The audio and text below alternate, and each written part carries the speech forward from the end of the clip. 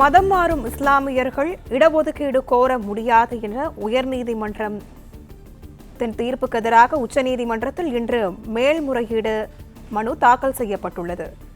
இதுகுறித்த கூடுதல் விவரங்களோடு செய்தியாளர் நிரஞ்சன் இணைப்பில் உள்ளார். அவரிடம் முழுமையாக பேசலாம். நிரஞ்சன், இது குறித்த முழுமையான விவரங்கள் என பதிவு பண்ணலாம்.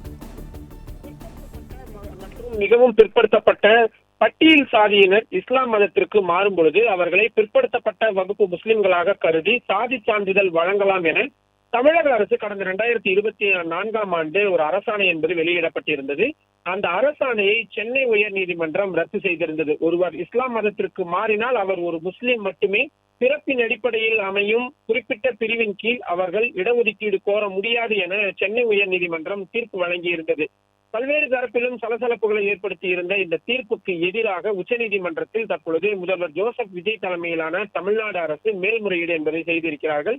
தூத்துக்குடி மாவட்டத்தைச் சேர்ந்த பரமசிவன் என்ற நபர் கடந்த 2015 தனது அடிப்படை உரிமையின்படி இஸ்லாம் மதத்திற்கு மாறி சமீர் அகமது என்று தனது பெயரையும் மாற்றிக் கொள்கின்றார். அதற்கு பிறகு முஸ்லிம் பட்டியலில் உள்ள முஸ்லிம் லெப்பை பிரிவின் கீழ் தனக்கு சாதி சான்றிதழ் வழங்க வேண்டும் என்று அவர் வட்டாட்சியரிடம் விண்ணப்பிக்கிறார். வட்டாட்சியர் அதனை நிராகரித்து விடுகிறார். இதனையடுத்து அவர் சென்னை உயர்நீதிமன்றத்தில் மதுரை கிளையில் மனு தாக்கல் செய்கிறார். இந்த வழக்கு நிலுவையில் இருந்த போதே கடந்த 2024 மார்ச் 9 தமிழ்நாடு அரசு ஒரு புதிய அரசாணையை கொண்டு வருகிறார்கள், முந்தைய திமுக தலைமையிலான அரசு. அதில் இடஒதுக்கீடு பிரிவின் கீழ் உள்ள இந்துக்கள் இஸ்லாமியராக மாறினாலும் சமூக நிலையை பாதுகாக்கும் பொருட்டு அவர்களை பட்டியலிடப்பட்ட 7 முஸ்லிம் பிரிவுகளின் கீழ் ஏதேனும் ஒன்றில் இணைத்து டிசி முஸ்லீம் என்று, அதாவது பிற்படுத்தப்பட்ட முஸ்லீம் என்று சான்றிதழை வழங்கலாம் என அரசு தரப்பில் தெரிவிக்கப்பட்டிருந்தது.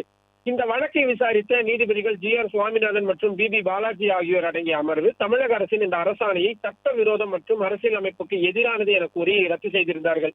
நீதிமன்றம் தனது தீர்ப்பில் 75 ஆண்டுகளுக்கு முன்பே 1951 சென்னை உயர்நீதிமன்றம் வழங்கிய தீர்ப்பின்படி ஒரு இந்து இஸ்லாமியராக மாறும்